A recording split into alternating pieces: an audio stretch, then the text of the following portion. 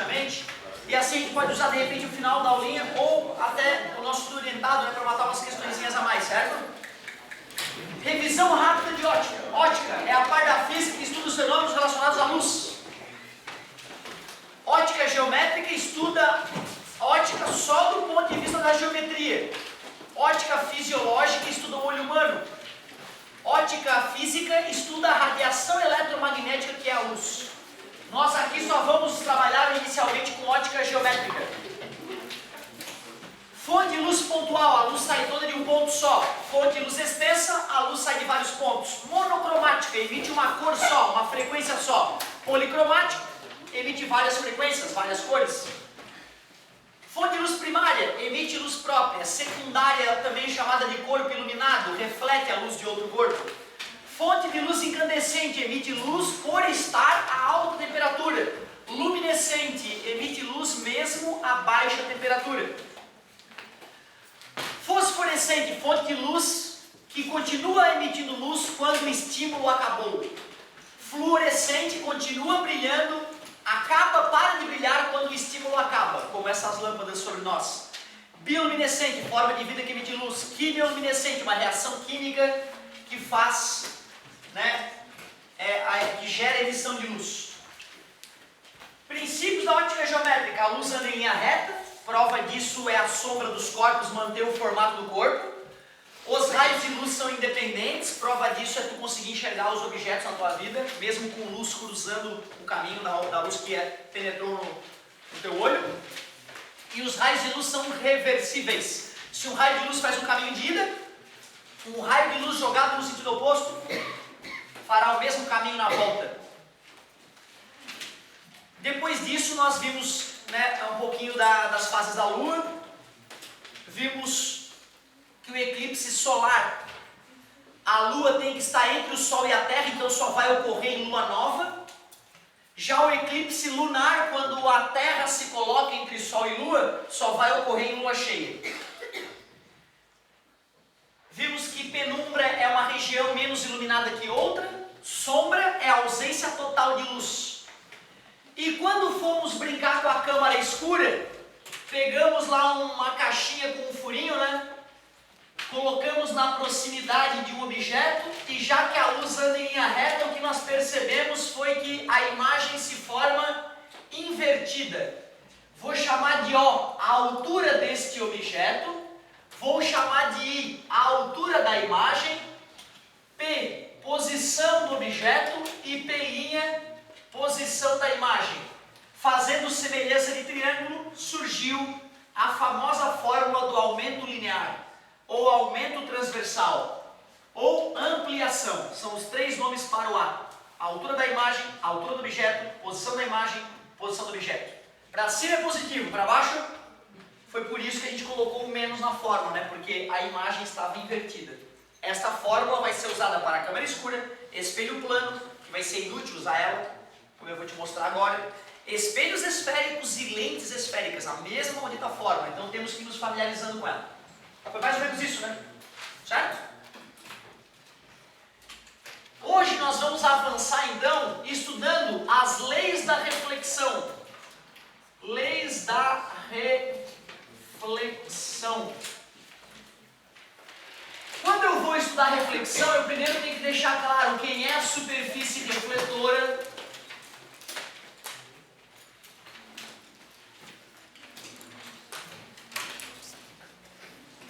A parte refletora a gente não rabisca, a parte não refletora a gente rabisca. Para que eu possa fazer um estudo aí do que vai acontecer quando um raio de luz atingir essa superfície refletora, eu primeiro preciso de uma reta de referência, chamada de reta normal. Ela tem esse nome normal por ser normal a superfície, lembrando que na física normal significa perpendicular.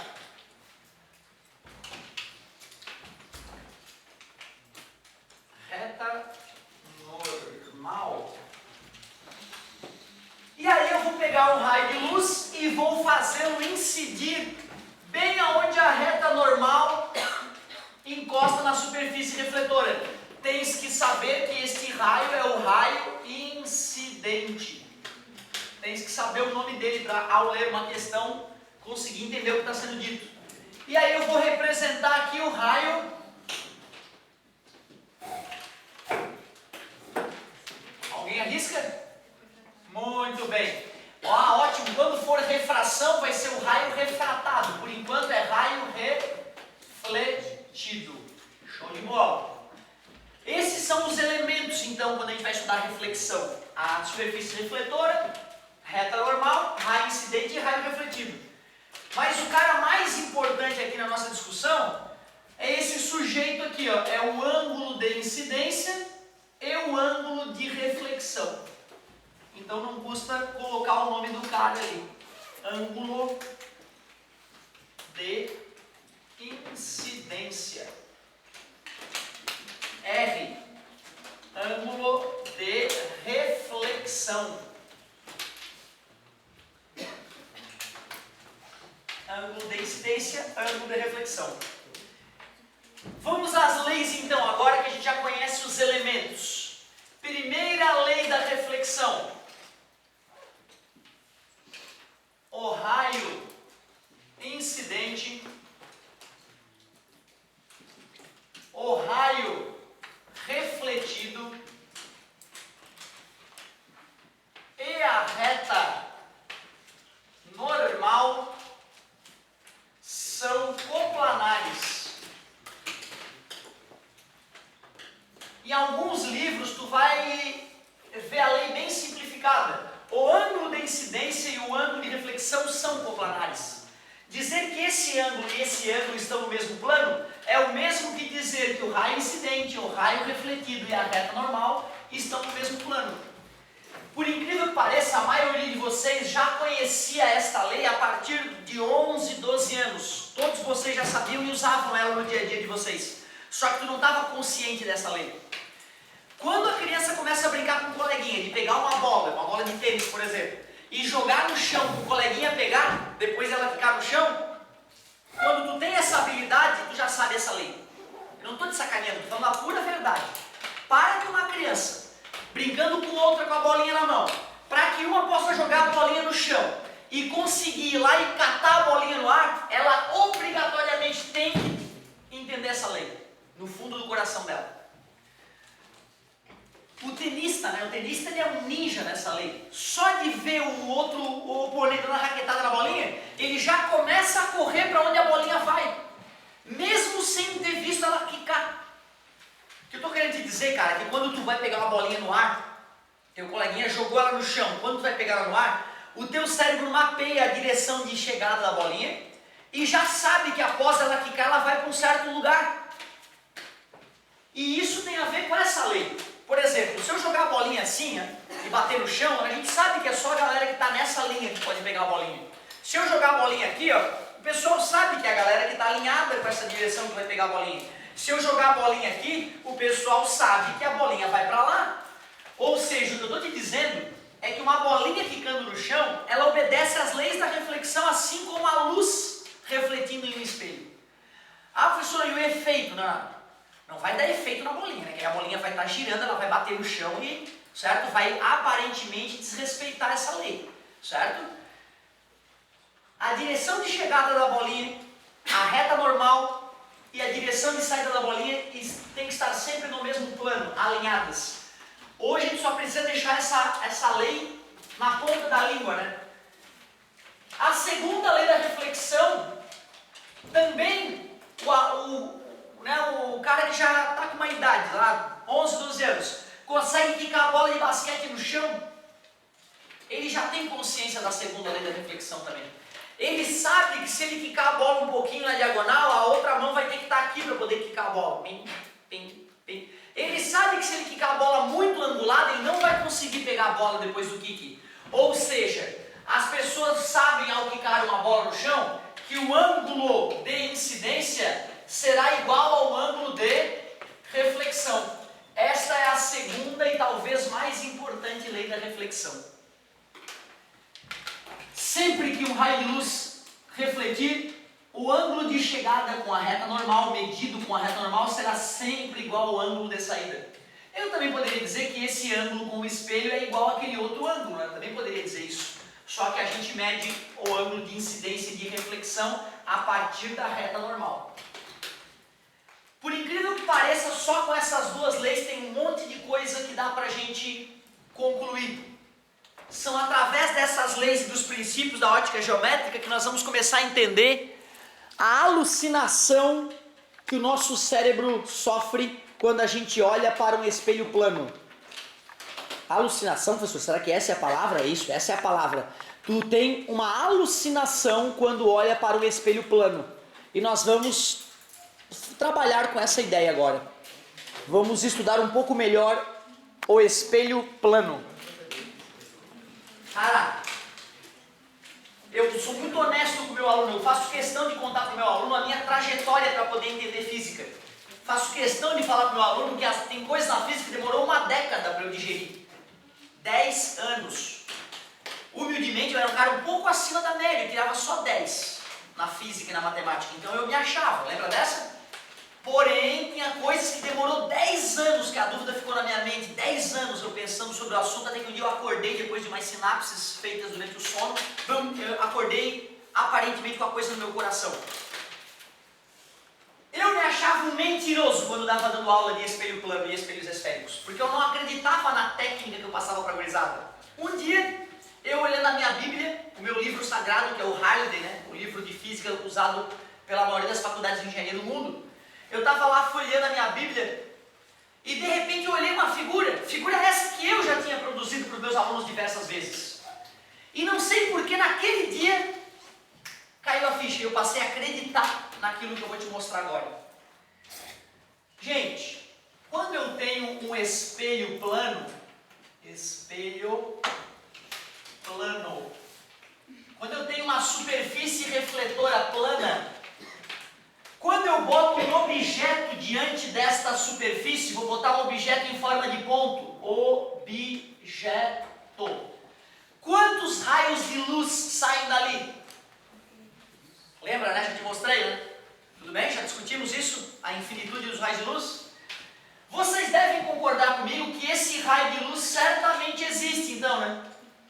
Eu posso fazer a reta normal à superfície, perpendicular à superfície. Tu concorda que se eu pegar essa distância e duplicar ela e fazer o raio refletir dessa maneira, eu estou obedecendo à segunda lei da reflexão? Usei geometria, né? Vocês devem concordar comigo que deve existir esse outro raio de luz aqui, né? Esta é a nova reta normal, certo? Se eu duplico aquela distância e faço o raio chegar por aqui, eu estou obedecendo a lei da reflexão, né? E eu poderia fazer infinitos raios desses, certo? Fazer só mais um. Reta normal, duplico essa distância, faço a luz se refletir passando por ali, estou obedecendo que o ângulo de incidência. Fiz 3 raios refletidos. Suponham vocês que eu não estou vendo o objeto diretamente. Eu não estou vendo o objeto, tem um obstáculo aqui. Mas eu estou olhando para o espelho. A luz do espelho penetra pela pupila. E o meu cérebro me diz o quê? Que a luz anda. O meu cérebro vai jurar que a origem destes raios de luz está atrás do espelho, só porque o cérebro entende que a luz anda. Logo o cérebro vai entender que a luz está vindo dessa região de onde os raios são oriundos, já que a luz anda em linha reta. É por isso que tu jura que tem alguma coisa atrás do espelho, mesmo tu sabendo que o espelho está na parede e que não tem profundidade nenhuma no espelho. Tu olha para o espelho, tu vê o teu rosto dentro do espelho. Tu jura que ele está lá dentro e ele não está. É o teu cérebro sofrendo de uma alucinação. Aquela coisa que tem lá dentro do espelho não existe. Ela é virtual. Tu vê, né, cara? A luz anda em linha reta, porra. Se a luz anda em linha reta, esses raios de luz vieram de lá. Tu prolonga eles e teu cérebro jura que saiu dali a luz. Mas é mentira. Eu cansei de fazer isso para os meus alunos e eu achava que era mentira, que era um miguezinho que eu estava aplicando neles. Mas não, é a pura verdade. É exatamente isso. Só que eu só estou usando 3 raios de luz, não os infinitos. Mas é exatamente isso que acontece. Por isso que nós vamos poder dizer sempre que a imagem gerada por um espelho plano é virtual, ela não existe. Ela é feita de prolongamentos de raio de luz. E pela assimetria tu aceita que a distância... Ó, desenhei errado, né? Mas tudo bem. Aceitas que pela geometria a distância do objeto ao espelho tem que ser igual à distância da imagem ao espelho? Sempre isso vai acontecer. A distância do objeto ao espelho tem que ser em módulo igual à distância da imagem ao espelho. Isso sempre vai acontecer no espelho plano. Para a gente obter mais características da imagem gerada por espelho plano, seria legal eu fazer esse mesmo estudo, mas usando um objeto extenso, não um objeto pontual. Observe então como é que a gente obtém a imagem de um objeto extenso diante de um espelho plano.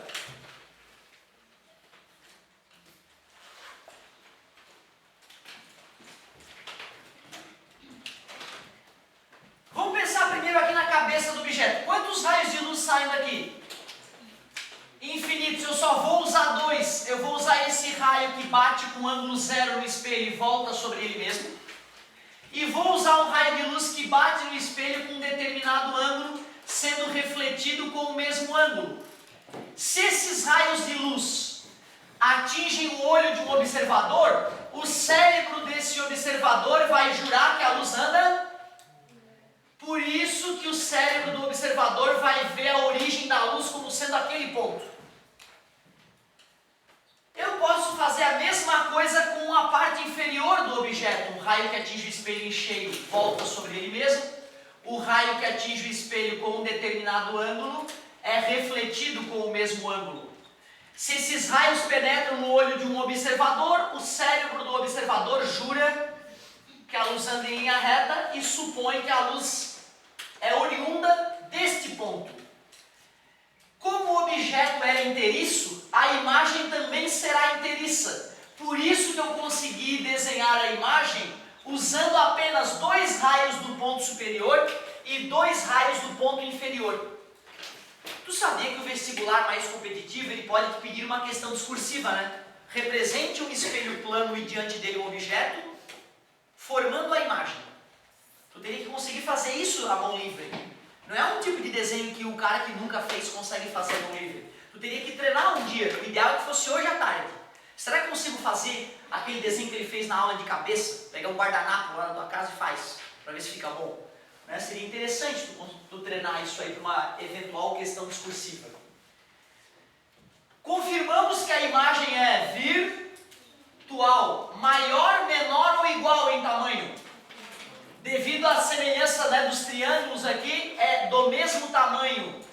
Mesmo tamanho. Além disso, a imagem é direita ou invertida em relação ao objeto? Direita, ela está virada de cabeça para cima, né, tal e qual o objeto. Direita. Só tem um detalhe. Se eu tivesse feito uma segunda cabeça aqui no objeto, a segunda cabeça da imagem estaria virada para o sentido oposto, concorda comigo? Provando mais uma vez que a imagem não é o objeto. Quando tu levanta a tua mão direita, diante de um espelho, a coisa lá levanta a mão esquerda dela, né? Provando que não é tu. Provando que não é tu. O fato de a imagem estar simétrica no espelho, a gente chama isso de imagem reversa. Reversa. Não confundir reversa com direita. Reversa é o fato de levantarmos a mão direita diante do espelho plano e a imagem levantar a mão esquerda dela. Se tu quiser um nome mais bonito, tu pode colocar aqui enantiomorfa. Escreva aí, enantiomorfa. É um sinônimo para reversa. Poderíamos dizer ainda que a imagem é simétrica em relação ao espelho. Logo, se nós aproximarmos, né, um do outro, eles se encaixam perfeitamente. Beleza, espelho plano. Usamos a propagação retilínea da luz, a independência dos raios de luz, as leis da reflexão E pronto, conseguimos concluir que diante de um espelho plano a imagem é virtual, do mesmo tamanho, direita, porém reversa. Outras coisas que são cobradas no espelho plano é a translação dele. Vamos dar uma olhada nessa parte. Translação de espelho plano. Translação de espelho plano. Vou pegar um espelho, colocar ele diante de um objeto, e esse objeto está a uma distância x do espelho. A que distância a imagem vai se formar? Do espelho. X, né? Pelo que a gente acabou de ver. É a mesma distância. Qual é a distância do objeto ao espelho, à imagem originalmente? Obrigado. 2x. Olha o que eu vou fazer, meus amigos. Eu vou manter o objeto aonde ele está, só que eu vou pegar o espelho e vou afastar o espelho uma distância y para trás. O espelho foi y metros para trás. Qual é a nova distância entre objeto e espelho? X mais y. Obrigado. Logo, a imagem vai se formar a que distância do espelho? X mais y. Obrigado.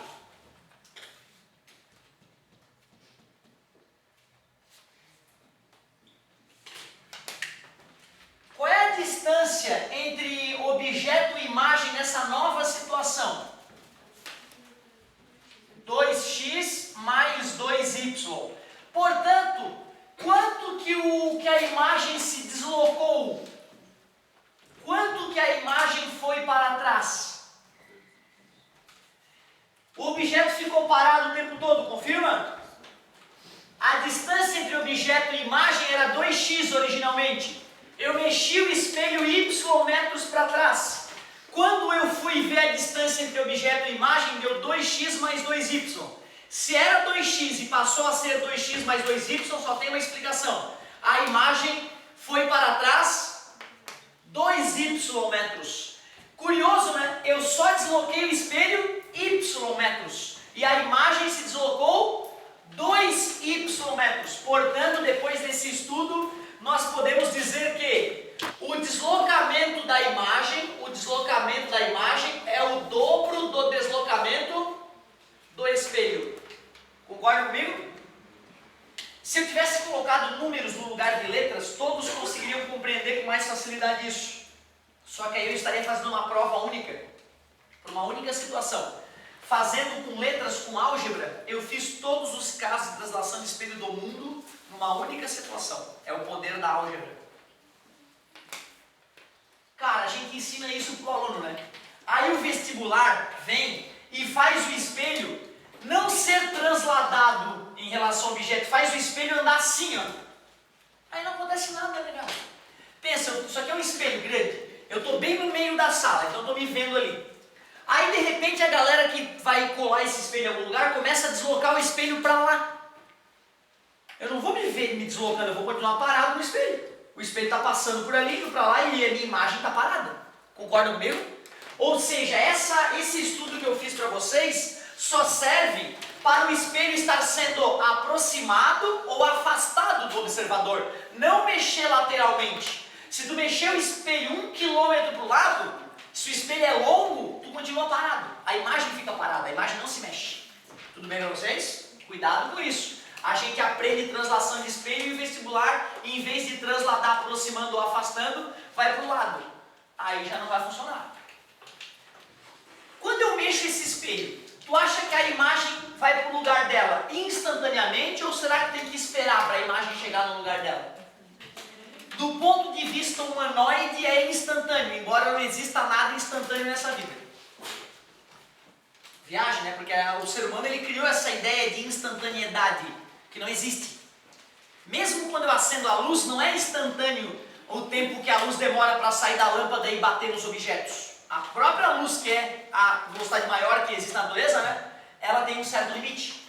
Então, na verdade, existe um pequeno delay entre você movimentar o espelho e a imagem ir para o lugar dela. Só que é um delay tão pequeno, um atraso tão pequeno que é desprezível, totalmente desprezível. Então eu concordo com vocês. Dá para dizer que é quase instantânea o reposicionamento da imagem quando eu mexo o espelho.